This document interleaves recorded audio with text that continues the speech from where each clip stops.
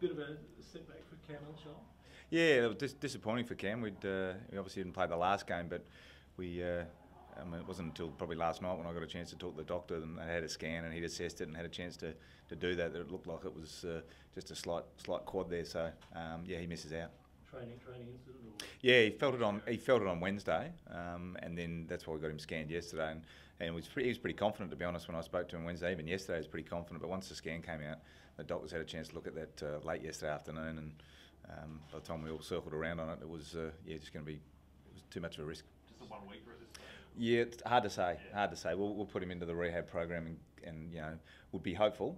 It looks like it's on the minor end, but you know, whether it's one or whether it ends up being two, it's really going to tell how he goes getting up and going. Andy Otten in a similar boat with his Achilles, or could that be longer than 1 week? Yeah, look, we're hopeful with Andy on 1 week. He's sort of been managing that throughout the year. You've probably seen there's a couple of games he hasn't played as well, and he's been travelling emergency, and that's just something which is ongoing for him. Which, you know, from a load viewpoint, you know, he didn't pull up well after the Hawthorn game.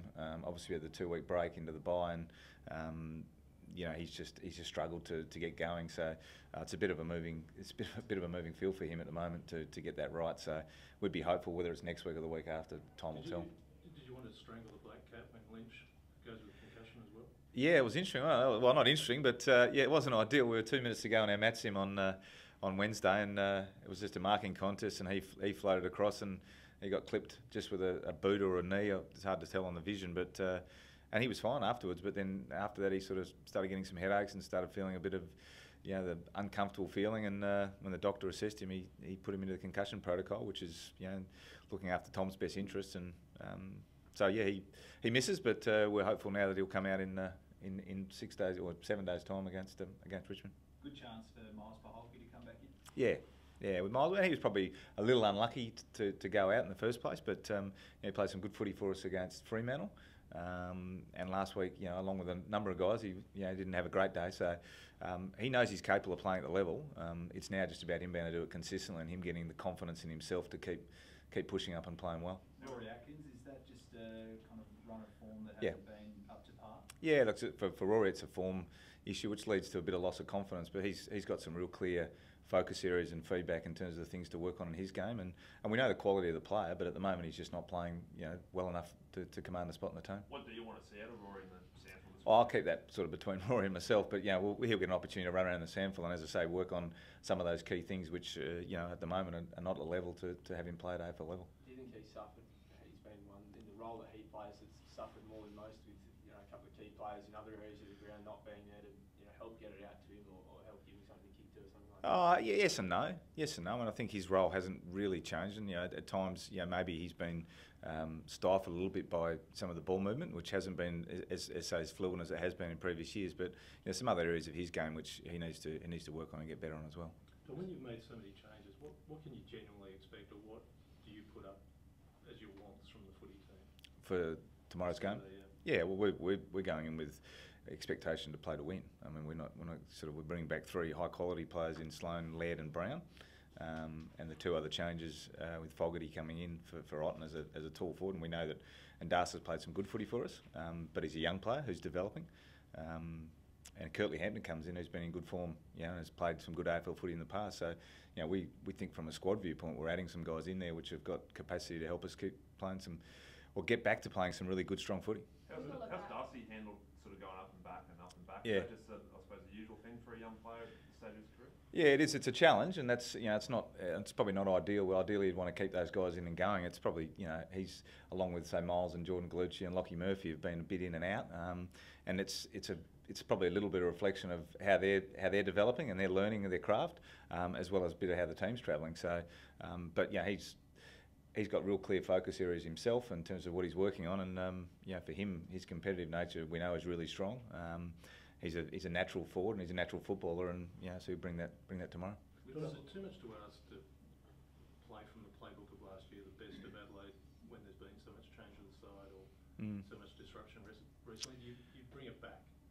Well, certainly from a style viewpoint, we're confident that the style of footy we want to play is going to be capable of getting a result. I mean, that's beholden on myself and the coaching group, and obviously with personnel and changes in personnel, and as I said, it's not so much the guys who are out. It's probably been the lack of continuity of the group together being able to play, and that was one of the strengths we had certainly in my first 2 years, is that guys were playing regularly together. Whereas if I look at our, some of our players, they haven't, like Sloan and Walker almost haven't played together all year. Matt Crouch has been in and out. Eddie's been in and out. Tom Lynch has been in and out. So it's that lack of sort of consistency of playing together which creates the real links, and some of those links take time to build with some of the other players who are coming in, and that's just nature. So does that, sort of trying to ask it more directly, then, Yep. do you then have to change what game you play because you can't get them to play that game of a couple of years ago now? Do you have to bring it back so that it's work on a couple of things rather I think than the one thing that we've focused on in the break has been, right, where are we at, and clearly where we sit on the ladder is one component. Where are we at from a style viewpoint, and probably one of the reflections is how we can actually just simplify what exactly is we want to do, and get it back to the real basics of what we know creates good winning footy, and encourage our players to play that style and play that style consistently through 4 quarters, and that's. That comes back to the fundamentals of the game, which when you have young players coming in, it's not that it's overly complex, but they're also experiencing AFL footy for the first time, or for the first 5 or 10 times. So they're learning as they go, and it's an iterative process for those guys. So you take out some of the more advanced elements and you go back to basics. That's basically what you're saying. Pretty much. Just on Sloaney, he's been chomping at the bit. You Yeah. mentioned, he would have played weeks ago if it was up to him. I mean, it's obviously a massive boost to the team to have him back in.